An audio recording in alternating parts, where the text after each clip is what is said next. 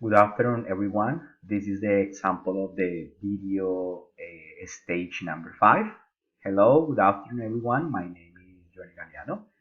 I am 38 years old. I work as a teacher at Universidad Nacional Abierta de Distancia UNAD, and I like to listen to music.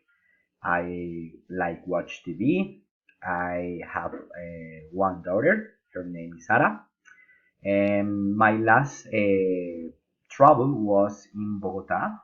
Yes, 2 months ago. I went with my friends to Salitre Mágico, and I enjoyed it too much because we went to different attractions into the park.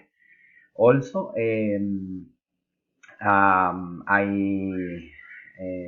went to eat to a nice restaurant, and I'm going to talk about my plans for the future.